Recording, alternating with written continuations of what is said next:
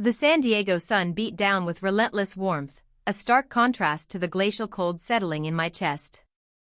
I stood at my mother's grave, my fingers, usually so steady at the needle, trembling around the stem of the single white rose I'd brought.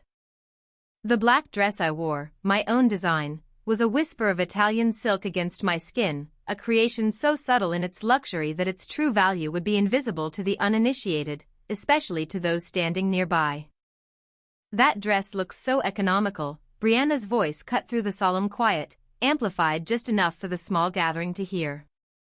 Her tone, laced with a familiar, almost performative disdain, was a well-practiced jab. "I suppose it's the best you could do with that failing little shop of yours, Catherine." My jaw clenched, a familiar defensive reaction, but I kept my gaze fixed on Mother's headstone.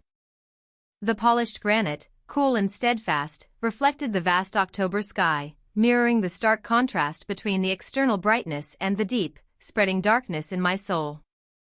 Ethan sidled next to me, his expensive cologne, a heavy blend of cedar and ambition, announcing his presence moments before his voice. "If you need a loan to keep the boutique afloat, just ask, Katie. I've always said managing finances isn't for everyone. Some of us are just wired differently for it." A vivid memory flashed, sharp and comforting, Mother teaching 8-year-old me to sew. Her gentle, calloused hands guiding my small ones along the coarse fabric, the rhythmic hum of her old singer machine a lullaby. "They'll see your light someday, Katie," she had whispered, her voice soft but firm, her eyes shining with unwavering belief. "Just wait. They'll see." The boutique was Martha's little hobby, my father announced to the small gathering of mourners, his voice booming across the gravesites. It carried that familiar, dismissive tone he reserved exclusively for any mention of my achievements, or indeed, Mother's. "Catherine insists on clinging to it, but we all know it's just sentimentality." Always was the family disappointment, that one. My heart hammered against my ribs like a trapped bird, desperate for escape. I swallowed hard against the sudden, acrid sting of tears, refusing to shed them. Not here, not in front of them, not while they watched, eager for any sign of weakness. Instead, I subtly ran my fingers along the hem of my dress, feeling the exquisite, luxurious fabric. I had personally selected it from an exclusive Italian mill that supplied only the most revered fashion houses. Brianna's condescending remark about its economical appearance was a bitter irony. The dress I wore, a personal design from my own label, cost more than her monthly Beverly Hills rent, all $25,000 of it. My creations were worn by celebrities and royalty, celebrated in global fashion capitals, while my family believed I was barely eking out a living selling scarves. Last spring, I had shown Mother my newest collection. Away from the scrutinizing eyes of our family, in the hushed privacy of my actual headquarters, her face had beamed with quiet, profound pride. "You were always meant for greatness, Catherine," she had said, her fingers tracing the intricate embroidery with a reverence that understood the years of painstaking work. Always. For a decade, I had meticulously maintained this elaborate facade, the struggling daughter, keeping her mother's quaint little shop alive purely out of sentimentality. Meanwhile, in secret, I was meticulously building a global fashion empire under the anonymous, powerful name K. Morgan. This carefully constructed separation had protected me from their relentless manipulation, their constant attempts to claim credit for any flicker of success, and their inevitable, insatiable demands for money. But Mother was gone now. The one person who knew and cherished both sides of my life, the struggling shopkeeper and the visionary CEO, lay beneath fresh soil and a mountain of unanswered questions. Perhaps, I thought, the time for pretending had finally passed. "I managed just fine, thank you, Ethan," I stated, stepping deliberately away from his condescending offer. Father cleared his throat again, a theatrical gesture drawing all attention, as if he were about to announce quarterly earnings to a room full of eager shareholders.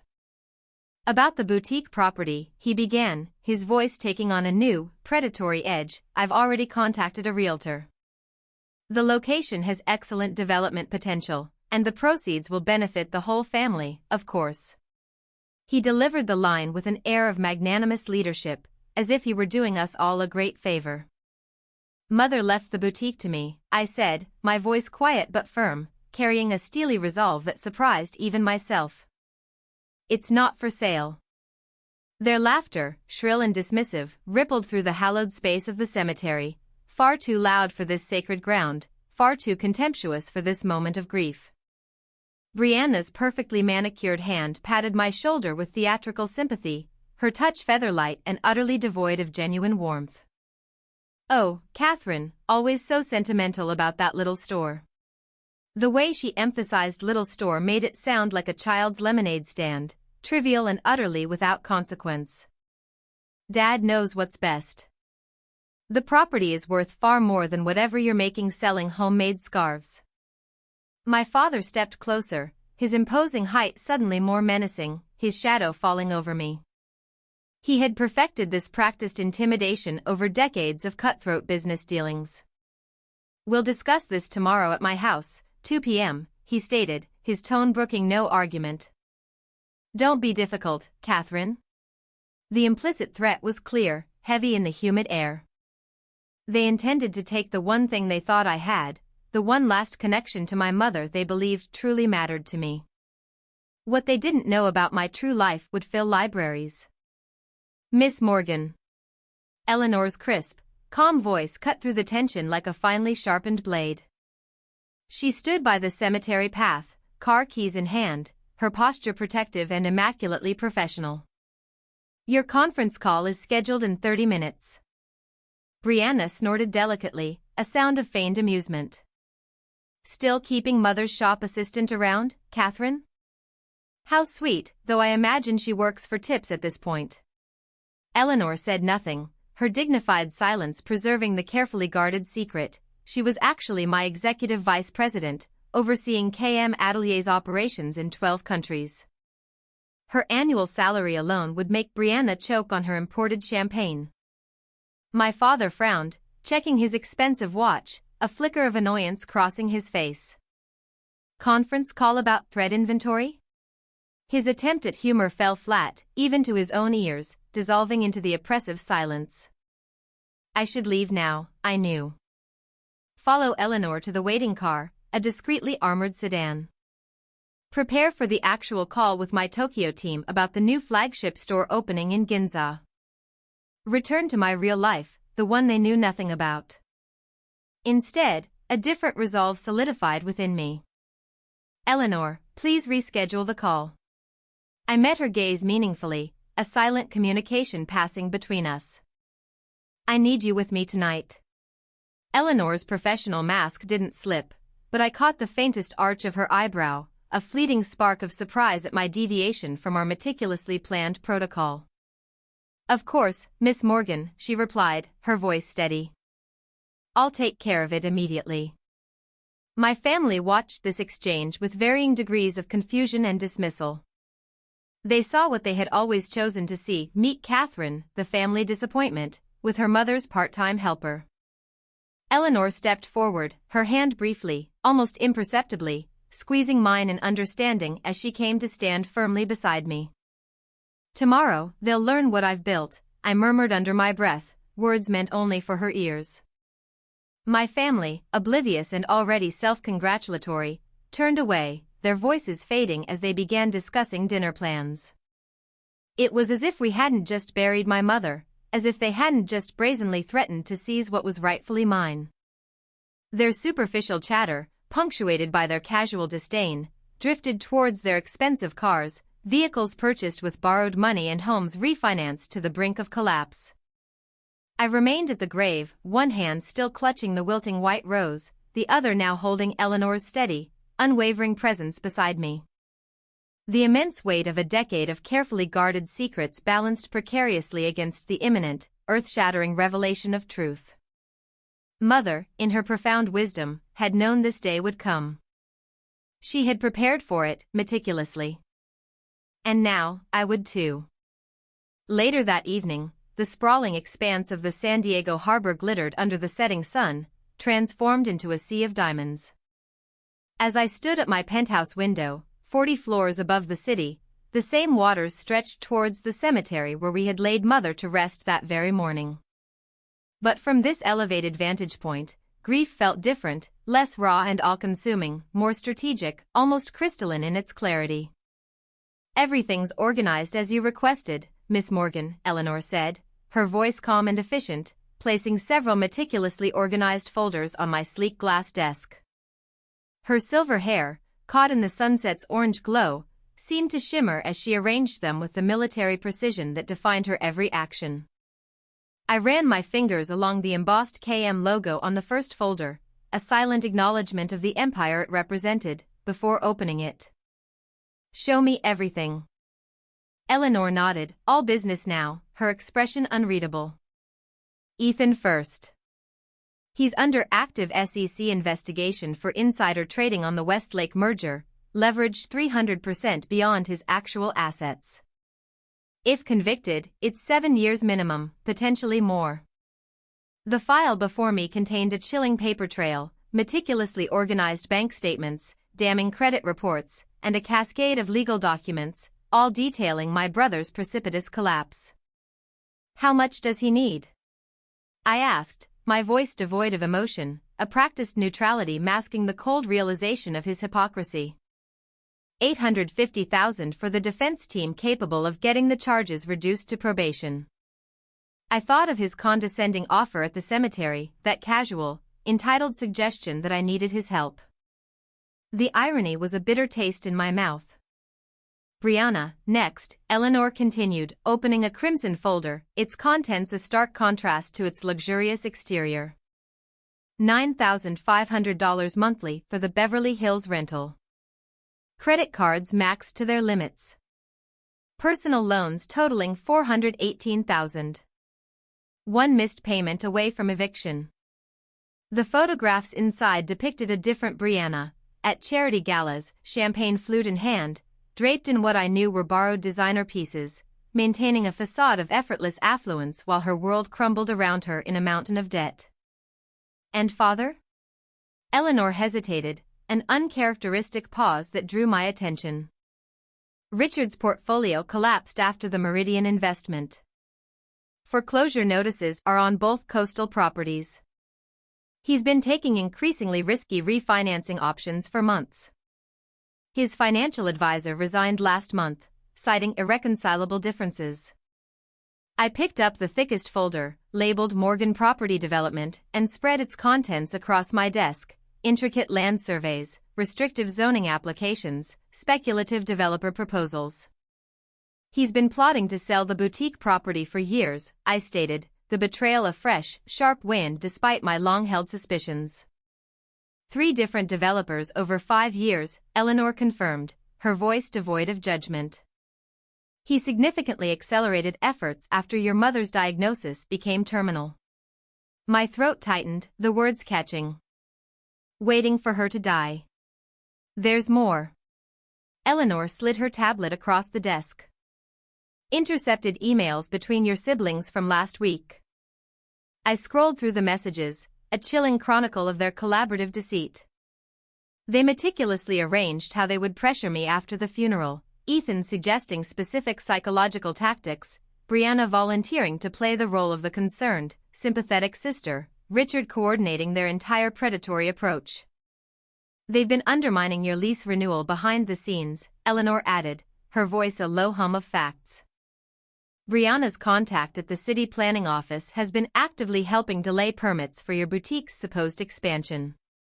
I pushed back from the desk, moving towards the soaring wall of windows where San Diego sprawled beneath me, an endless tapestry of lights and shadows. Somewhere down there, my family was likely congratulating themselves, confident in their impending division of the spoils of what they perceived as a modest, struggling boutique. "Show me mother's correspondence," I said, my voice barely a whisper. Eleanor retrieved a leather-bound portfolio from the hidden safe. Inside were years of letters, cards, and legal directives from Mother, all meticulously protected from family interference, a testament to her foresight and quiet strength. I traced her familiar handwriting with my fingertip, a wave of bittersweet nostalgia washing over me. She kept my success secret because I asked her to, I confirmed, understanding the depth of her sacrifice. She protected your privacy fiercely, Eleanor agreed, her voice soft, even from your father. A memory surfaced, poignant and raw, mother in her hospital bed 2 weeks ago, her voice barely above a whisper, clutching my hand with surprising strength.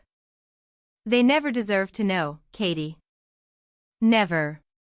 I've spent a decade hiding my success, I said, more to myself than Eleanor, the realization settling like a heavy cloak. Now, it would become my shield. The profound truth of that statement solidified in my chest. I was no longer the vulnerable daughter needing protection. I was the formidable defender of mother's legacy, and by extension, my own. The boutique was never just a store, I stated, my voice gaining strength. It was a sanctuary from their toxicity, a symbol of mother's quiet defiance. Eleanor nodded, her eyes acknowledging the deeper meaning. Revealing your identity as K. Morgan will change everything permanently, Catherine. Then let's be clear about exactly what they're facing, I replied, the resolve in my voice unwavering. I returned to the desk, the scattered documents suddenly feeling like weapons in my hands. What does Richard need to avoid bankruptcy? Eleanor consulted her notes, her efficiency a comforting anchor. 1.3 million within 60 days to prevent foreclosure proceedings and maintain basic living expenses. And Ethan's timeline? Court date in 3 months. Without top representation, he's looking at a 5-year minimum sentence and a permanent ban from the financial sector. Brianna, 1 month from eviction. Credit score below 500. She can't qualify for new housing without a cosigner or a significant cash deposit. I studied their photographs, not seeing cartoon villains, but rather family members trapped by their own self-serving choices, clinging desperately to increasingly fragile facades as their carefully constructed worlds crumbled beneath them. Their fear makes them dangerous, I observed, a flicker of something akin to pity in my gaze. They have nothing left to lose except appearances. Eleanor agreed, her assessment clinical. Richard has always positioned himself as the family patriarch, despite his growing financial failures. Public image matters more to them than actual stability. Good, I said, standing. The decision was made, cold and absolute. What resources do we have available? Eleanor shifted seamlessly into executive mode, her composure absolute. KM Atelier's global resources are at your disposal. Our top-tier legal team is on standby. Our media connections are primed if necessary. Complete financial leverage across all markets. I reached for my phone, dialing Samuel Whitaker. After 2 rings, his measured voice answered. Samuel, it's Catherine Morgan. I need mother's estate documents immediately, all of them. While he confirmed the request, I turned back to the dossiers of family financial disasters spread across my desk, a mosaic of greed and desperation. Do we have everything we need, Eleanor? I asked. Complete dossiers on their precise financial situations. Your mother's legal protections are ironclad. The boutique property is secured through 3 separate, meticulously drafted trusts. I nodded, conviction hardening within me. Tomorrow, we show them who I really am. Eleanor's expression shifted ever so slightly, a fleeting moment of anticipation. They'll try to take credit for your success once they know. A faint, almost imperceptible smile touched my lips for the first time since Mother's funeral. That's exactly what I'm counting on. The next morning, I arrived at the boutique 3 hours before my family was due to appear. The early light streamed through the front windows, casting long, ethereal shadows across the sales floor. It was a space Mother and I had meticulously designed to appear modest yet tasteful, a carefully crafted stage intended to maintain the illusion of the struggling, sentimental daughter. Samuel Whitaker waited for me inside, a leather portfolio tucked securely under his arm, his silver-framed glasses catching the slanting sunlight. Catherine, he greeted me, extending a thick manila envelope. Your mother's final arrangements, Precisely as you requested. My fingers trembled slightly as I took it, the weight of the envelope heavy with Mother's foresight. I scanned the documents, my eyes widening with each line, then looked up sharply at Samuel. Mother left me everything, didn't she? Not just the boutique. Samuel nodded, his expression solemn but knowing. Complete control of the Morgan family estate. She amended her will last year, when her diagnosis came through. You are the sole executive with full authority over all assets. I sank into the nearest chair, a vintage piece from the 1960s that Mother had loved, the reality of her foresight washing over me. They don't know, do they? No. Your father believes the estate will be divided equally, with him maintaining control as family patriarch, as is his perceived right. Samuel removed more papers from his portfolio, his movements efficient. Your investigator delivered this an hour ago. Your family met with Westlake developers this morning at 8. My stomach tightened, a familiar knot of anger. Before Mother was even cold in her grave, their greed was already in motion. Samuel adjusted his glasses, his voice betraying a hint of distaste. They're moving quickly. The developer's proposal includes demolishing this building for a mixed-use complex. The paperwork, disturbingly, was prepared weeks ago.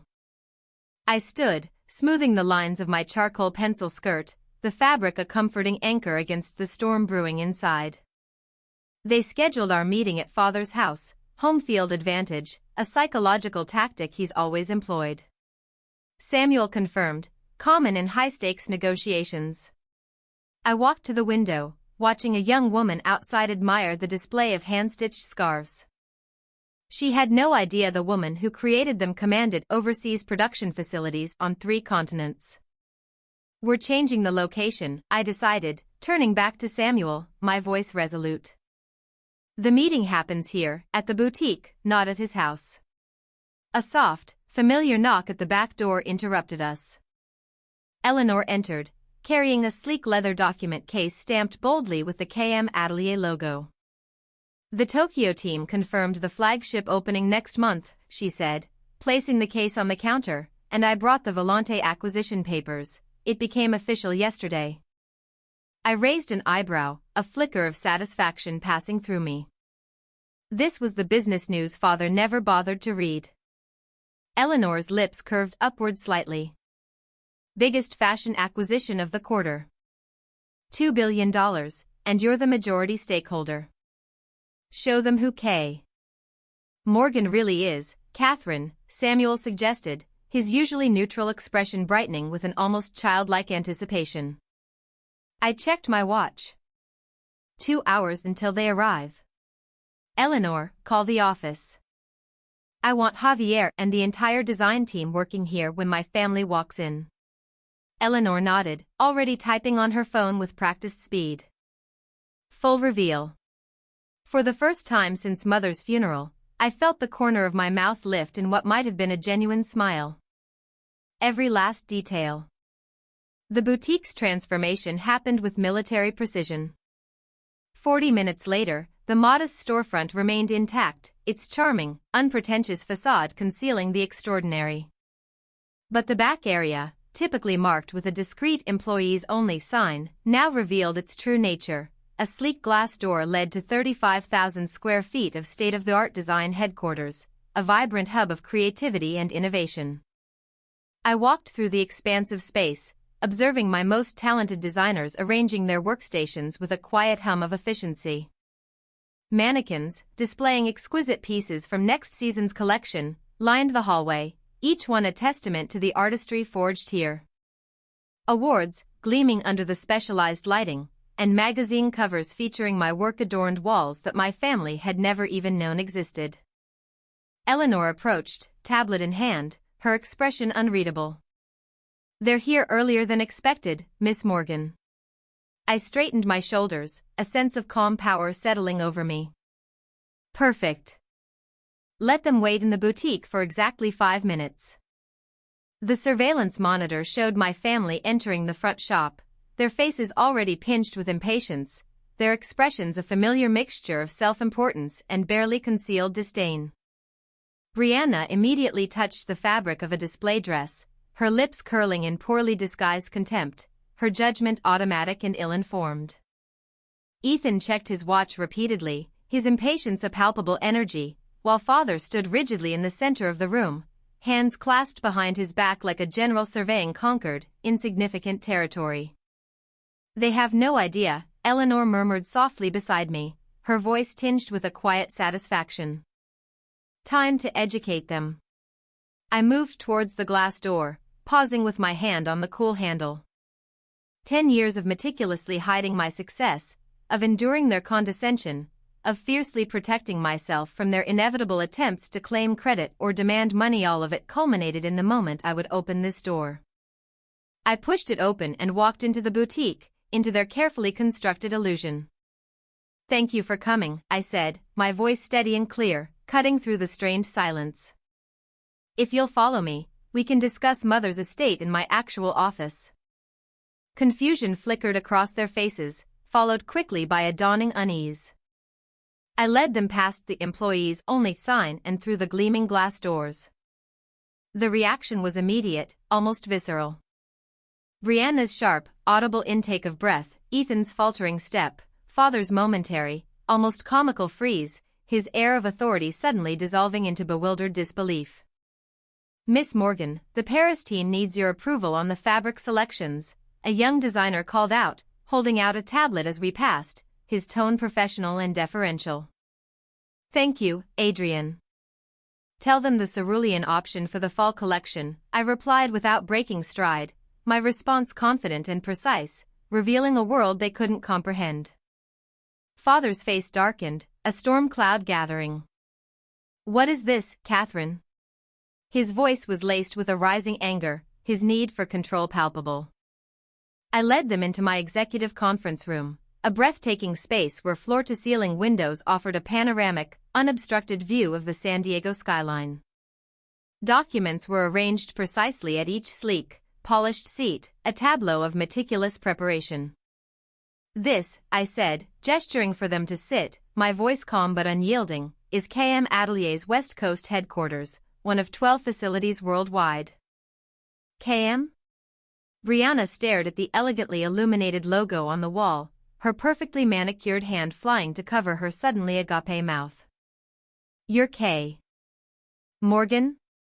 I took my seat at the head of the immense table, my position unchallengeable. "I am." Ethan, still reeling, picked up the nearest document, his eyes widening in disbelief as he scanned the contents. "This says annual revenue of $2.4 billion. He looked up, his voice barely a whisper. "Continually what it was now?" "Correct," I affirmed, my gaze steady. I folded my hands on the polished table surface, a gesture of unwavering control. 52 stores worldwide, 7,200 employees? Correct. Father slammed his palm on the table, the sharp crack echoing through the room. "This is absurd, Catherine. You've been running a small boutique your mother left you, a quaint little shop." "No," I replied calmly, my voice resonating with quiet authority. "I've been running a global fashion empire that I built myself, painstakingly, from the ground up. The boutique was merely the public face I chose to show you, a carefully constructed illusion." I pressed a button on a remote, and the wall screen behind me illuminated with a cascade of financial documents, damning and undeniable. "I also know about your financial situations, all of them." Their faces drained of all color, a collective gasp escaping their lips as they recognized their own names on mortgage foreclosure notices, SEC investigation documents, and abysmal credit reports. "You've been lying to us for years," Brianna hissed, her voice vibrating with a mixture of anger and raw disbelief. "I've been protecting myself," I corrected her, my tone firm but not unkind, "from exactly this reaction, from your relentless attempts to control, to dismiss, or to brazenly take credit for what I've painstakingly built." The silence that followed was profound, heavy with unspoken accusations and dawning realizations. For the first time in my adult life, my family had absolutely nothing to say. Eleanor entered with another sleek leather portfolio, her presence a further affirmation of my authority. "The Volante acquisition papers you asked for, Miss Morgan," she stated, placing them before me. "Thank you, Eleanor." I accepted the documents and slid them across the table, towards my stunned family. "The business news you conveniently missed yesterday, my company, KM Atelier, just acquired Volante for $2 billion. Father, always the performer, attempted to rally, straightening his slumped shoulders, a last-ditch effort to reclaim his shattered authority.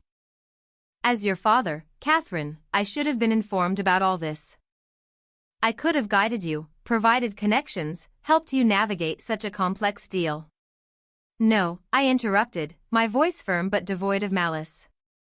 "You lost that right when you dismissed everything I built as mother's little hobby, when you called me the family disappointment at her funeral, even as she lay in the ground."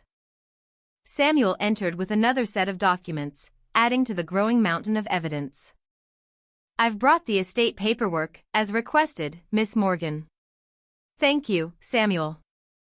I addressed my family again, my gaze sweeping across their stunned faces. Mother knew exactly what she was doing. She left me as the sole executive of the entire Morgan estate, not just the boutique. Samuel nodded, his voice clear and professional. "Your mother ensured this outcome with multiple witnesses and irrefutable documentation, leaving no room for dispute." Father's face flushed a deep, mottled red, his fists clenching on the table. "This is preposterous.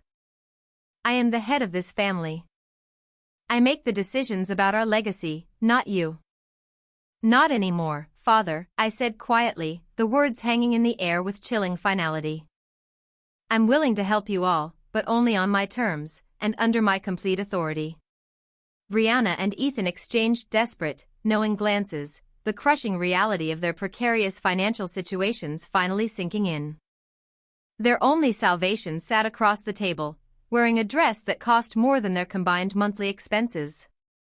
As I looked at their stunned, defeated faces, a tactical question formed in my mind: do I offer terms immediately or let them process the devastating truth first? The morning sun, now higher in the sky, filtered through the boardroom's glass walls, casting long, rectangular shafts of light across the polished mahogany table, illuminating their humiliation. 3 days had passed since I revealed my true identity to my family. The initial satisfaction of their shocked, bewildered faces had long faded, replaced by something colder, more calculating, and entirely necessary. "We need to assess all potential responses, and strategize accordingly," I stated, my gaze sweeping across the circle of financial advisors, legal counsel, and PR strategists seated around me. Their expressions, a mosaic of professional detachment, were exactly what I needed right now. Eleanor sat to my right, her silver-streaked hair pulled into a neat, elegant chignon, her tablet displaying our meticulously organized agenda. My chief legal team occupied the far end of the immense table, manila folders filled with draft documents spread methodically before them. "This isn't about feelings anymore," I told them, my voice firm, though a part of me wondered if it ever truly was, with this family. "I need comprehensive analysis, detailed tax implications if I provide any assistance, robust media management strategies, and bulletproof business reputation protection." My chief legal counsel slid 3 folders towards me, their weight symbolic of the power they contained. "As requested, Miss Morgan, we've prepared conditional support documents for each family member." "Good," I acknowledged, opening the first folder. Richard's tenancy agreement outlined strict terms for him to remain in a company-owned property, significantly smaller than his current opulent home, but still comfortable for a man of 72. It explicitly required his public acknowledgement that I, Catherine Morgan, was the sole architect of KM Atelier's success. The second folder contained Ethan's legal representation contract, a lifeline offering him top-tier counsel, but demanding full, transparent cooperation with the SEC investigation and a public admission of his own actions rather than attempting to deflect blame onto others.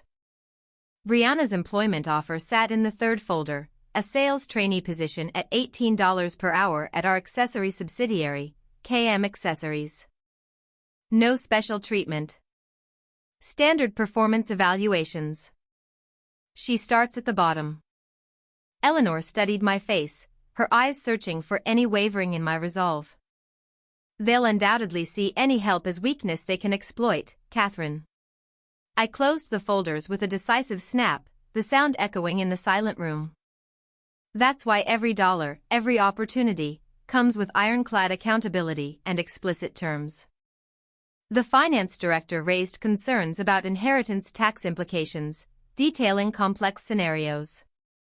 The PR team debated how to strategically position these family contracts should news leak to the industry press, discussing messaging and damage control. I listened intently, asking pointed questions, dissecting angles I hadn't even considered in my own exhaustive planning. The sunlight shifted across the table as morning seamlessly transitioned into afternoon. My team worked with the precision of a finely tuned Swiss watch, each component functioning in perfect, silent harmony.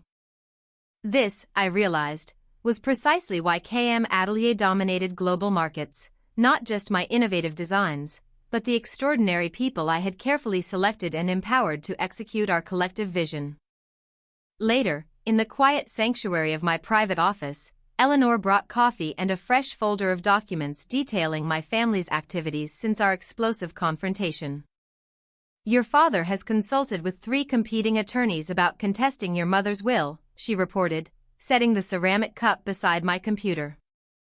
The firm in La Jolla is particularly aggressive with inheritance disputes. I nodded, unsurprised. And Ethan? He's reached out to 4 business journalists, pitching a story about the Morgan fashion dynasty, suggesting a grand family legacy narrative. My fingers tightened around the coffee cup, a surge of irritation flowing through me. Attempting to rewrite history already, I murmured. Eleanor continued with practiced efficiency. Brianna has been posting on social media, vague hints about a major family business announcement coming soon, trying to leverage the situation. I turned to the wall of windows, gazing at San Diego's sprawling skyline.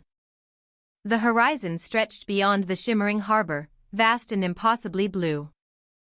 Unlike my family's vision, which extended only as far as their next desperate financial rescue.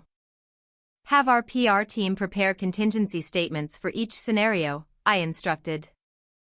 The K. Morgan brand remains separate from family drama. It is untainted. Eleanor made a swift note on her tablet. We've documented everything: calls, meetings, social media activity. If this escalates, we have a comprehensive, irrefutable record. I noticed she was tracking my family's movements with the same meticulous precision she applied to our global operations. This isn't confrontational, Catherine, she added, sensing my tension. Just preparation for multiple, inevitable scenarios. We reviewed the documents until the evening shadows lengthened across the office floor, painting the room in hues of twilight. The preparation felt thorough, methodical, a shield meticulously forged. I had spent a decade building my company with this exact level of unwavering attention to detail. My phone chimed with a discreet notification. Eleanor glanced at her tablet simultaneously, her brow furrowing slightly. Fashion Week Insider just published a blog post, she said, her voice carrying a sudden urgency. They're suggesting K.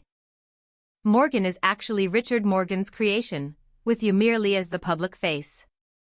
Something cold and sharp settled in my stomach. I pulled up the article on my screen, scanning the inflammatory text.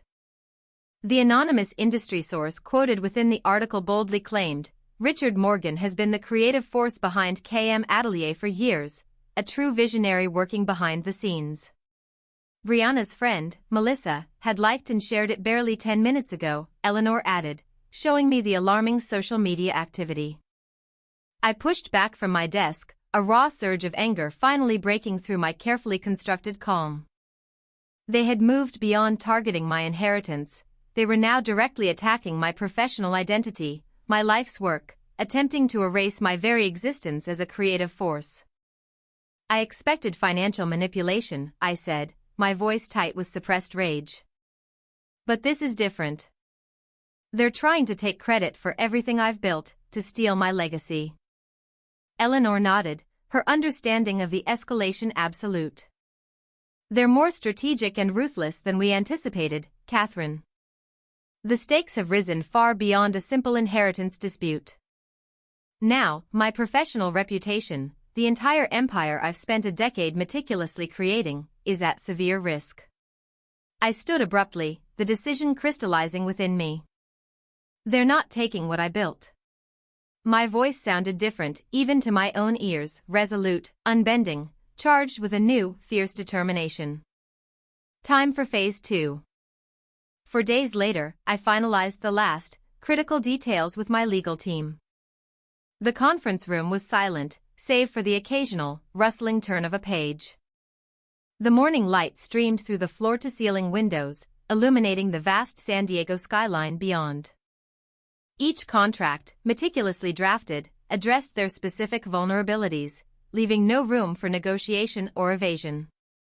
As I explained, I began, tapping the stack of documents. Father can remain in a smaller, company-owned home as my tenant, provided he acknowledges publicly, in writing, that I built this company alone, without his guidance or financial support. Eleanor studied the papers with her practiced, discerning eyes. And Ethan gets the top SEC defense attorney, but only if he fully cooperates with the investigation and admits to his own actions, rather than trying to deflect blame onto others. The attorney, a formidable figure in corporate law, nodded approvingly. The terms are fair but unequivocally firm, Miss Morgan. And Brianna? Eleanor asked, her gaze unwavering.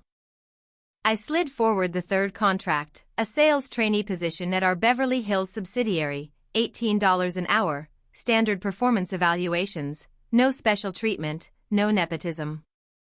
Eleanor raised an eyebrow, a hint of a wry smile playing on her lips. She won't like starting at the bottom. She needs to understand what actual work looks like. I squared the contracts into a neat, imposing pile. This isn't about punishment, Eleanor. It's about establishing reality and accountability. My mind swiftly shifted to the next tactical move. We present these as non-negotiable. They can accept my terms and move forward, or they can walk away with absolutely nothing. They'll undoubtedly see this as an attack, Miss Morgan, the attorney warned, his voice grave. It's a business negotiation, I replied, rolling my shoulders to release the lingering tension, my resolve hardening, not a family reconciliation. Eleanor's phone vibrated with an insistent urgency. She glanced at the screen, her expression tightening visibly. Catherine, her voice carried an urgency I rarely heard, a clear sign of immediate threat. Your father has scheduled a press conference for tomorrow morning. What? The word escaped my lips, sharper and more forceful than I intended. Eleanor turned her laptop towards me, the screen displaying a shocking press release. Richard Morgan will announce the family behind K. Morgan at 9 a.m. tomorrow. I felt the blood draining from my face, a cold dread washing over me, a decade of painstaking work, my meticulously crafted reputation, my hard-won independence all threatened in minutes by a desperate, vindictive old man. He can't prove anything, Miss Morgan, the attorney said quickly, attempting to reassure me. It's just bluster. He doesn't need proof, I countered, standing abruptly, my heart hammering against my ribs, but my voice remaining remarkably steady. Just enough confusion to damage our brand and potentially derail the Volante acquisition. They're trying to force my hand, to corner me. For a moment, the immense gravity of what I had built, what was now irrevocably at stake, threatened to overwhelm me. Then, a diamond-hard clarity cut through the chaos like a perfectly placed seam. Move everything forward, I decided, the words ringing with unwavering authority. Tonight, not tomorrow. Tonight. Eleanor looked surprised, but didn't question my judgment, her trust in my leadership absolute. They think they have time to prepare. I reached for my phone, my fingers flying across the keypad. Let's show them they don't. My fingers dialed Samuel's number. Samuel, we need to move the meeting to tonight, 7 o'clock. I paused, listening intently. Yes, everything must be ready. They're planning to announce themselves as the faces behind K. Morgan tomorrow morning. Eleanor was already typing furiously, alerting our teams, a whirlwind of orchestrated efficiency. The attorney gathered the contracts, making urgent notes for last-minute adjustments. Will the board support accelerating this timeline? He asked, a flicker of concern in his eyes. They already approved our strategy, Mr. Davies, I reminded him, my voice firm. The timing doesn't change that. Outside the window, dark, ominous clouds began to gather over the harbor, the shifting weather mirroring the approaching storm in my professional life. For a decade, I had hidden in the shadow of their dismissal, their casual cruelty. Tonight, that era of concealment would irrevocably end. Eleanor finished her urgent calls and approached me with quiet determination. Security is confirmed for tonight. Legal will have the updated documents ready within the hour. The PR team is standing by, fully briefed. I nodded, feeling an unexpected, profound calm settle over me. Richard, in his arrogance, had always taught me that business requires perfect timing. I allowed myself a small, sardonic smile, realizing it was simply not the lesson he had intended for me to learn. The team dispersed, leaving Eleanor and me alone in the vast conference room, the silence pregnant with anticipation. They won't see this coming, Catherine, Eleanor said, her confidence unwavering, a steady beacon in the storm. We're ready. I closed my eyes briefly, thinking of my mother. The boutique wasn't just a store to her, it was a sanctuary from my father's constant belittling, a place where creativity, kindness, and quiet resilience trumped cruelty and greed. It's time, I said, opening my eyes, my gaze hardened with resolve. Time to secure my mother's legacy, once and for all. Eleanor squeezed my hand, the gesture brief but profoundly meaningful. And your own, Miss Morgan. The next hours blurred into a hyper-focused whirlwind of preparation, documents reprinted with fresh urgency, enhanced security positioned strategically, every piece of evidence organized with surgical precision. With each passing minute, I felt myself transform from the daughter they had always dismissed into the formidable business leader I had always secretly been. Tonight, they would face not the meek Catherine they thought they knew, but K. Morgan, CEO of a global fashion empire, an empire built entirely without their knowledge, their support, or their approval. Tonight, the family who never truly believed in me would discover exactly what I was capable of. That evening, a tense quiet permeated the executive floor of KM Atelier. I gripped the polished conference table, my knuckles white, as Thomas Vellante, the founder of the luxury label I had just acquired, entered the room behind my father. Vellante's presence hit me like a physical blow. The esteemed Italian designer should have been in Milan, preparing for Fashion Week, not standing in my San Diego office, allied with my manipulative father. Catherine, my father's voice, laced with the same dismissive confidence he'd wielded my entire life despite the looming foreclosure notices on his coastal estate, cut through the silence. He gestured to Thomas as if introducing an old, cherished friend. I believe you know Mr. Vellante. Eleanor, ever vigilant, stepped subtly closer to my chair, a small, almost imperceptible shift of alliance that did not escape my father's keen, calculating notice. Miss Morgan, Thomas Vellante's accent, rich and smooth, wrapped around my name like expensive silk, yet I detected the subtle, dangerous glint of a razor's edge beneath it. Or should I say K. Morgan? It seems we have much to discuss regarding the terms of our acquisition. My stomach tightened, a cold knot forming in my gut. Of all the elaborate contingencies we had prepared for, this unexpected alliance was not among them. What's this about, Thomas? I kept my voice level, carefully modulated, though my pulse thundered a frantic rhythm in my ears. Brianna, a picture of false innocence, slid a sleek leather portfolio across the gleaming table. Her smile reminded me chillingly of when she would hold my favorite dolls just out of reach as a child, delighting in my frustration. The Vellante acquisition numbers? She tapped perfectly manicured fingernails against the portfolio. Thomas has concerns about how they were represented, Catherine. Significant concerns. Ethan leaned forward, his cologne, usually an assertion of power, now seemed overwhelmingly cloying, smothering the subtle scent of the fresh lilies Eleanor had placed in the office earlier. The board, Catherine, might be very interested in how you've maintained two separate identities while running a publicly traded company. That's a significant oversight, wouldn't you agree? The pieces clicked into place with horrifying precision. This wasn't just about the boutique anymore, or Mother's will.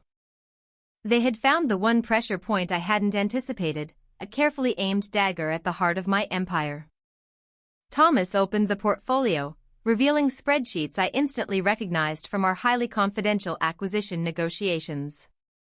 These projections for the Milan factory, he stated, his voice laced with feigned concern. They appear to have been manipulated, Miss Morgan.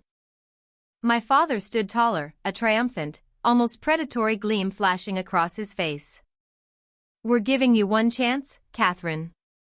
Bring the family into company leadership. Board positions for Ethan and me. Vice President of Public Relations for Brianna. We can smooth all this over. We're trying to protect you from yourself, Catherine. Brianna's voice dripped with theatrical concern, the same condescending tone she had used years ago when telling Mother I wasn't cut out for design school. The shareholders deserve to know who's really behind the company. It's a matter of transparency. Thomas cleared his throat, adding weight to their veiled threats. If these discrepancies become public, it could significantly delay, or even completely cancel, our acquisition. The market doesn't respond well to uncertainty, Miss Morgan. Ethan straightened his tie, the picture of practiced professionalism despite the active SEC investigation looming like a guillotine over his own head. The Securities and Exchange Commission might also be very interested in how you've kept your identity hidden all these years, especially as a CEO of a public entity. For a single, agonizing heartbeat, a sliver of doubt, cold and sharp, whispered through me. They had escalated beyond anything I had expected, beyond the boutique, beyond inheritance, striking straight to the heart of everything I had painstakingly built. My phone vibrated once, discreetly, in my pocket. I slipped it out just enough to see Eleanor's text, contingency protocol. Now. I gave her the slightest, almost imperceptible nod and typed back a single word, activate. Eleanor, her face a mask of serene professionalism, left the room without a word, her footsteps fading down the hallway. The silence stretched, thick and heavy, as my family exchanged victorious glances, believing they had finally cornered me. You understand what's at stake, Catherine, my father said, not a question, but a statement of undeniable fact, his voice oozing with smug triumph. This isn't just about family anymore. This is your entire company, your reputation, your entire future. I stood slowly, deliberately, buying myself precious seconds, allowing their manufactured victory to settle. You've clearly put a great deal of thought into this, Father, I acknowledged, my voice calm, almost detached. Brianna smiled, her triumph undeniable. We always knew you were hiding something valuable, Catherine. Just not this valuable. The conference room door opened before I could respond. Eleanor returned, followed by Samuel Whitaker and two members of my seasoned legal team. They carried tablets and document folders, moving with a practiced, quiet efficiency that spoke volumes of prior preparation. Mr. Volante, Samuel began, extending his hand with impeccable professional courtesy. A pleasure to see you again. Thomas frowned, a flicker of confusion crossing his features. Again?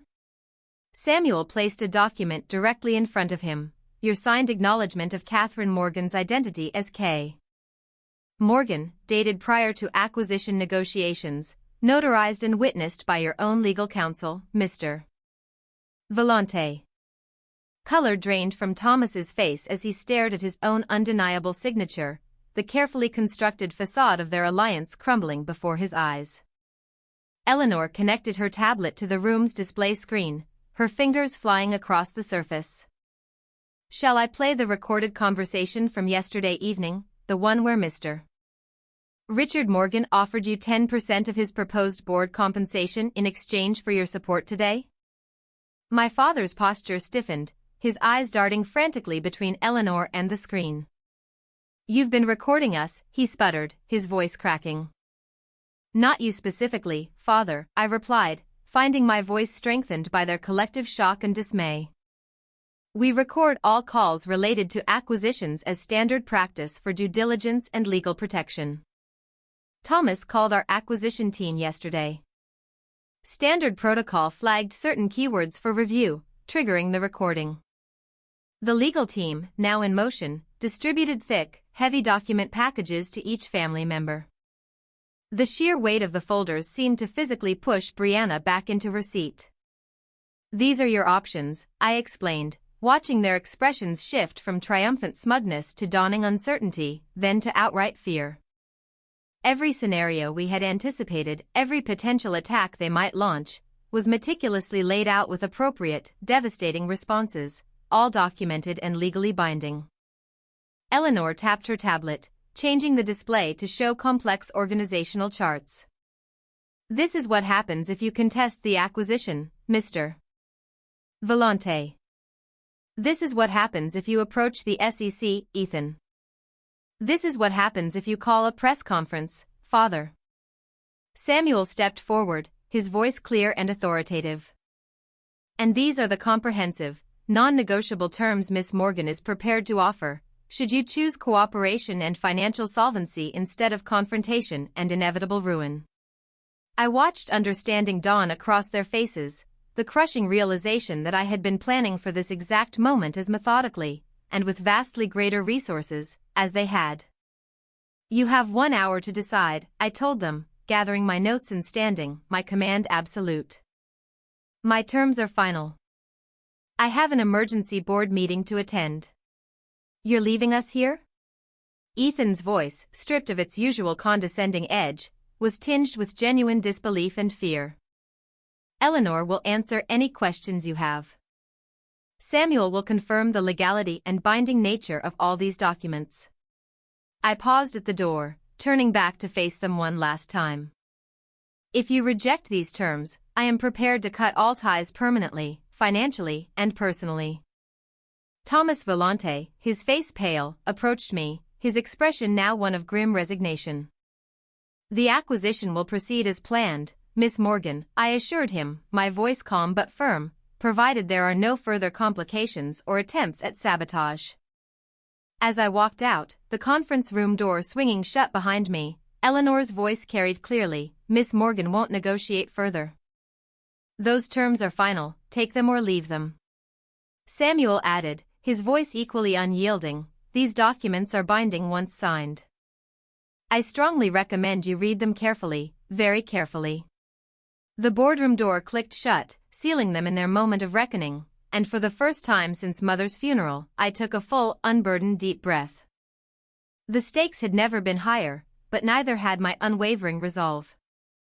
Whatever they decided in the next hour would determine our relationship, permanently. I straightened my shoulders and walked towards the waiting board members, my pace steady and confident. By the time I returned, I would finally know whether I still had a family, or merely a legacy.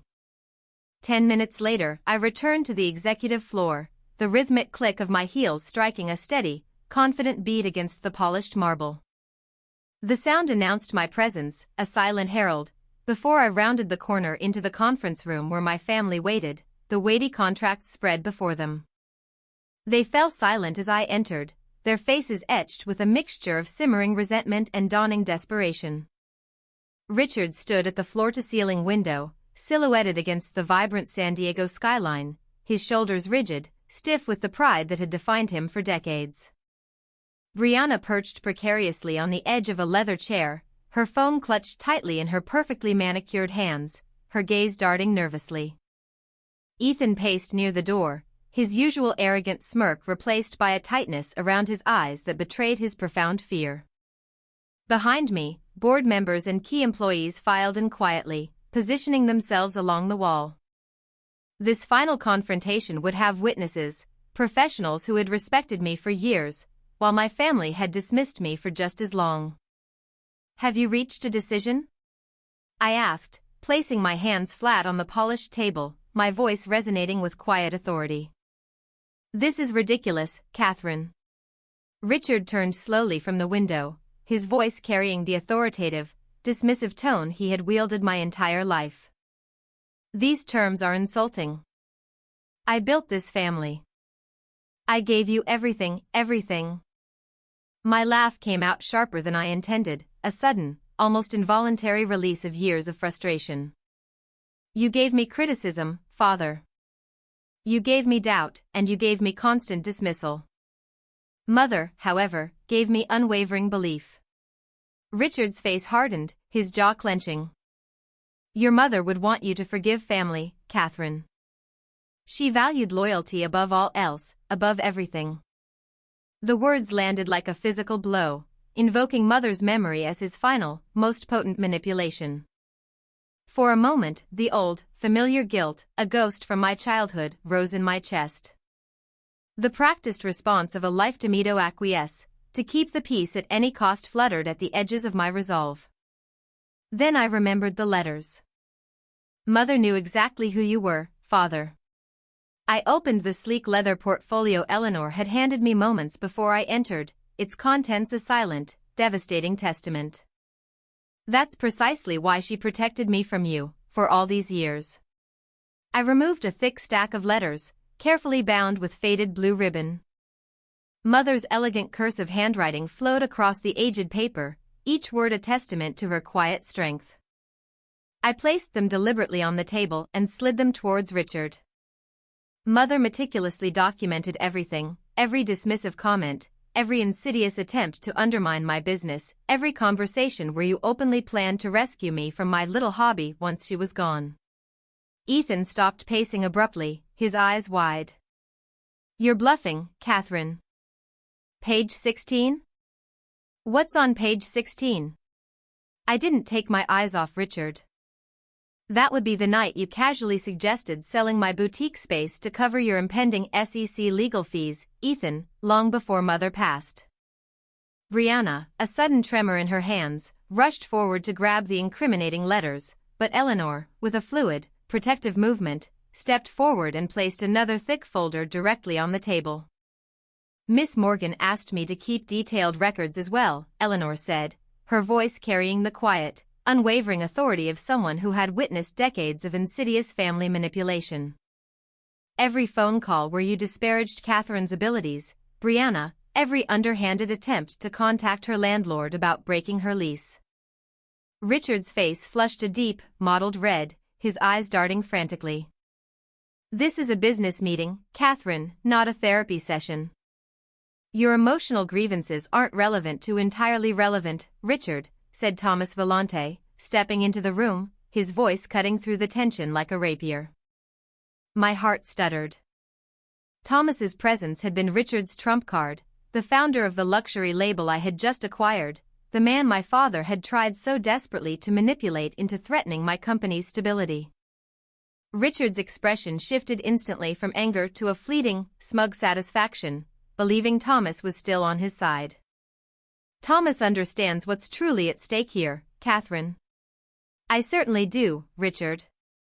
Thomas nodded respectfully to me before turning to face my family, his voice firm and clear. "That's why I need to clarify something for everyone present. Yesterday, Richard Morgan offered me a substantial kickback if I threatened to pull out of our acquisition agreement and publicly destabilize Miss Morgan's company." The room fell silent, the air thick with shock. Even the board members, seasoned professionals, shifted uncomfortably in their seats. "That's absurd." Richard sputtered, his denial weak and unconvincing. "I was merely protecting family interests. By attempting to actively sabotage mine, Father," I said, my voice cold and precise, "just as you've always done throughout my life." I turned, addressing each false narrative they had painstakingly constructed, dismantling their lies with irrefutable evidence. To Ethan, I revealed the SEC documents showing his cynical attempts to deflect blame onto junior associates, betraying those who trusted him. To Brianna, I presented the social media strategy she had meticulously drafted, announcing herself as the creative force behind K. Morgan, ready to capitalize on my success. To Richard, I displayed the detailed real estate developer proposal for my boutique property, dated a chilling 3 weeks before Mother's death, proving his calculated greed. The board chairman, a man of quiet authority, cleared his throat, his gaze unwavering. Speaking for everyone present, Miss Morgan meticulously built this company without any family assistance. We have witnessed her unparalleled work ethic, her visionary leadership, and her unwavering integrity firsthand for years. Richard's expression darkened, his last vestiges of authority crumbling. This is a family matter, Catherine. No, father, I corrected him, my voice resonating with power. This is a business decision, and the business belongs solely to me. I slid 3 folders across the table, one to each family member.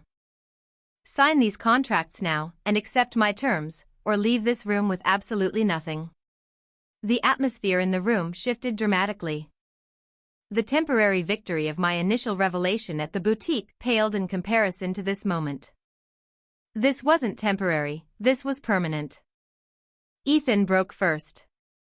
Always the pragmatist, he recognized complete defeat when he saw it. He flipped through the contract, his jaw tightening at the clause requiring his full cooperation with the SEC investigation in exchange for top-tier legal representation. This legal team will cost a fortune, Catherine, he muttered, his voice devoid of its usual arrogance, as he reached for a pen. Yes, Ethan, it will, I agreed, my gaze unwavering. My fortune. Richard watched his son sign with profound disbelief etched into every line of his face. His control, the very cornerstone of his identity, crumbled visibly before his eyes. For 72 years, he had navigated life through intimidation and unquestioning authority. Now, in a room full of witnesses, that power dissolved into dust. Brianna stared at me, tears welling in her eyes, blurring her perfectly applied mascara. You really don't need us, do you, Catherine? The question carried the immense weight of a lifetime of assumptions, of their ingrained belief that I was the weak one, the disappointing one, the one who always needed rescue. I never did, Brianna, I told her honestly, the truth a sharp, liberating blade. But I'm offering you a chance anyway, to build something real. Her hand trembled visibly as she took the pen. The contract before her outlined her position as a sales trainee, $18 per hour, standard evaluation metrics, no special treatment. It was more than fair given her complete lack of relevant experience. It was also, I knew, far more than she deserved given her years of relentless mockery. Richard remained standing, pride battling furiously with harsh financial reality. The imminent foreclosure notices on his coastal properties left him with little choice, but admitting defeat came harder to him than to his children. This is how you honor your mother, Catherine? By humiliating your own father? His voice broke on the final word, his carefully constructed facade finally shattering. Mother left you a choice in her will, father, I reminded him, my voice steady. To live in the 3-bedroom rental property I'm offering, or to find your own housing. Those same options remain on the table, still. The board members stood united behind me, a silent, formidable presence. Eleanor and Samuel flanked me like loyal sentinels. For the first time in my entire life, I was not the outnumbered one in family confrontations. I was the one holding the power. Richard's hand shook visibly as he finally, reluctantly, reached for the pen. The signature he scrawled, a jagged, uncertain mess, bore little resemblance to his once confident, commanding penmanship. The man who had dismissed me as a disappointment at Mother's funeral now accepted my terms simply to keep a roof over his head. One by one, they signed, 3 distinct signatures, 3 undeniable acknowledgments that Catherine Morgan had built her empire entirely herself, 3 admissions that the family narrative they had perpetuated for decades was utterly, tragically wrong. The immense weight that had pressed against my chest for a decade began, slowly but surely, to lift. This was not the reconciliation some might have hoped for, certainly not a heartwarming family reunion.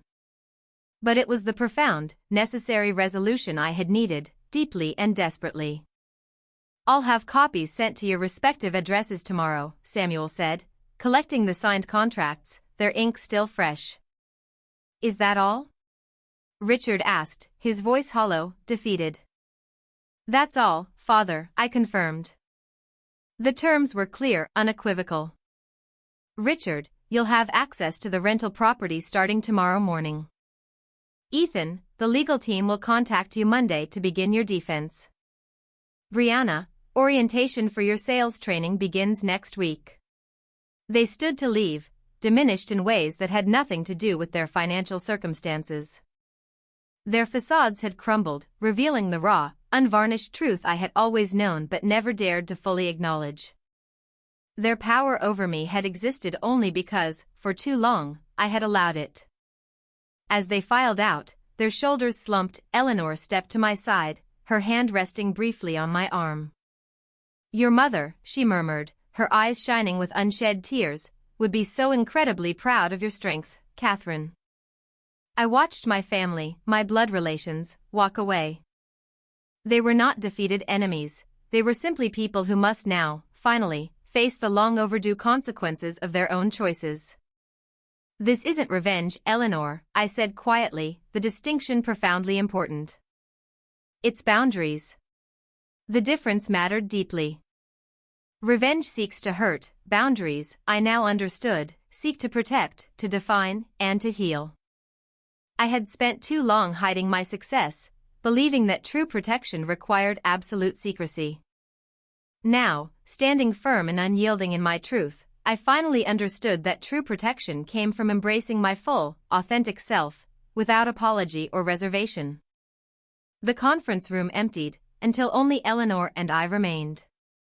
The signed contracts represented not just a business agreement, but a profound personal declaration.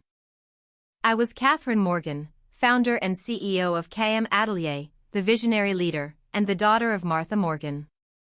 I had built an empire while they weren't looking, and now, they would live within its clearly defined boundaries. The sun began its slow descent over San Diego Bay, painting the sky in brilliant, fiery oranges and soft, ethereal pinks. Mother had always loved this time of day, the transition between worlds, she used to call it. Standing, finally, in my full, unwavering power, I understood precisely what she had meant. The New York Times headline stared back at me from my tablet. "Fashion's best-kept secret, Catherine Morgan revealed as K. Morgan, CEO and visionary." 6 weeks had passed since Mother's funeral, and 3 since the explosive revelation that had shattered my family's carefully constructed illusions, and my own, carefully guarded anonymity. The article detailed my extraordinary journey from a passionate design school graduate to the formidable builder of a global fashion empire, all while meticulously maintaining the facade of running a struggling boutique in San Diego.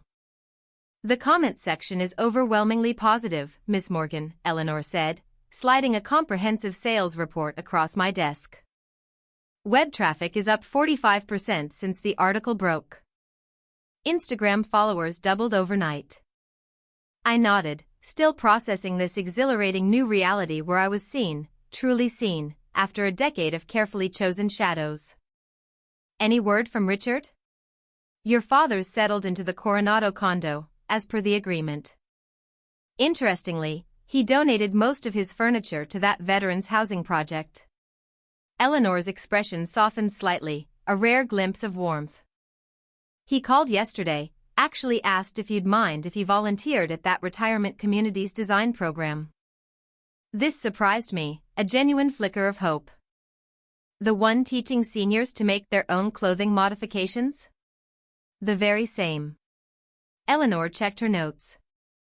Ethan's attorney confirmed the crypto transfer, $1.8 million towards the designer restitution fund. "Apparently, he's been meticulously keeping quite detailed records of everyone he's financially inconvenienced over the years." I turned to the window, watching sailboats cut serene paths through the shimmering expanse of San Diego Bay.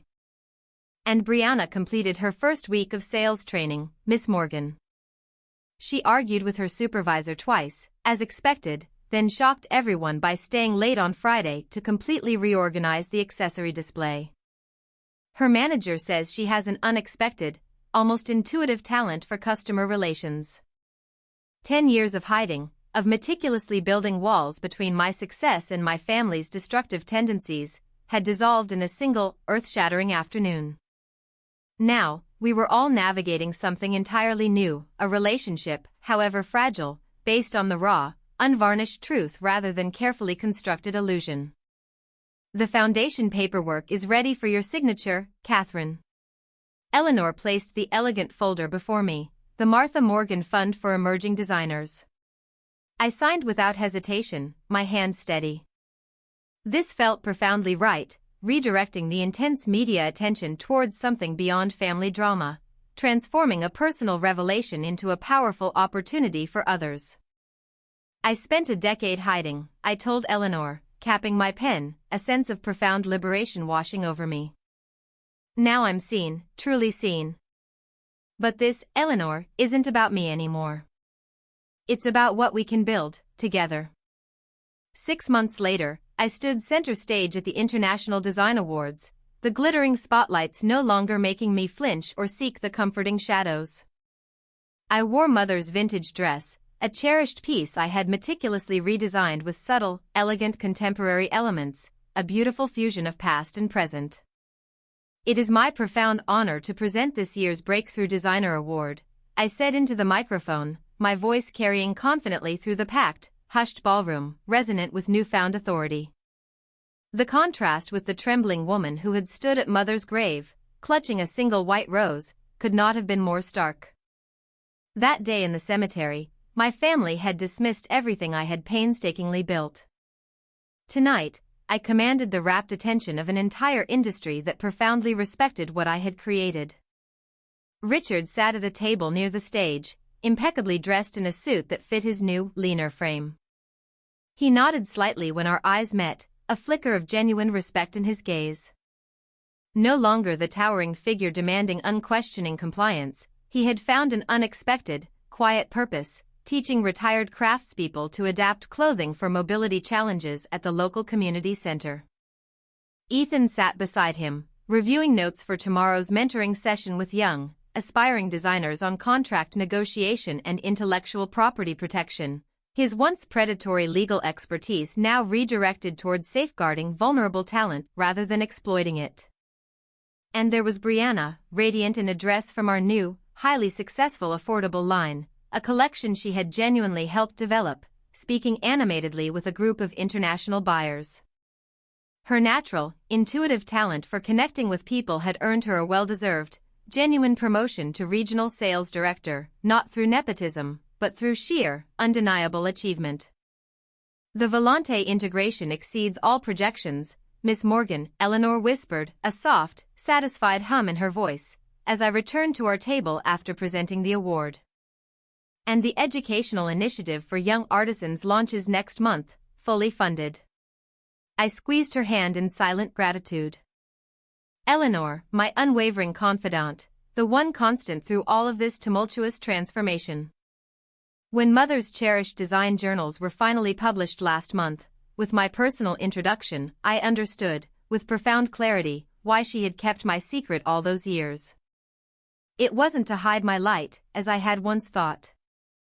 It was to meticulously ensure that my light, my vision, my unique talent, could never be claimed, diluted, or appropriated by those who hadn't earned a single ray of it. Sunday evening found us gathered around the sprawling table in my penthouse, the same configuration of family members as countless, tense dinners before, yet everything, utterly everything, had fundamentally changed. The quarterly numbers look exceptionally promising, I said, passing the serving dish to Richard, a quiet domestic gesture that would have been unthinkable a year prior. Though I'm far more excited about the results from the Morgan Recovery Grant.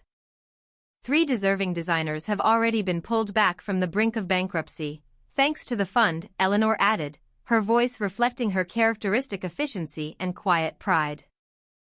She had taken on directing the foundation with boundless energy. We are genuinely carrying your mother's legacy of nurturing true talent, Catherine. Richard served himself a modest portion, a man still quietly learning new patterns of behavior, of self-sufficiency.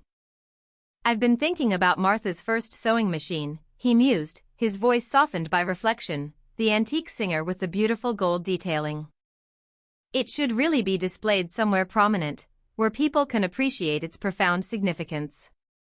We've already reserved a special space for it in the company museum, Father, I told him, a warm smile touching my lips, along with her original sketches and design journals. Brianna leaned forward, her eyes bright with enthusiasm. Speaking of the foundation, I had an idea about a scholarship program for the design school, maybe named in Mother's honor. I've been working with some of the current students, and their financial struggles are really significant, Catherine. The Brianna of a year ago would have considered such students beneath her notice, irrelevant to her superficial world. Now, she saw them as worthy of genuine support, of opportunity. The transformation wasn't perfect, no human change ever is.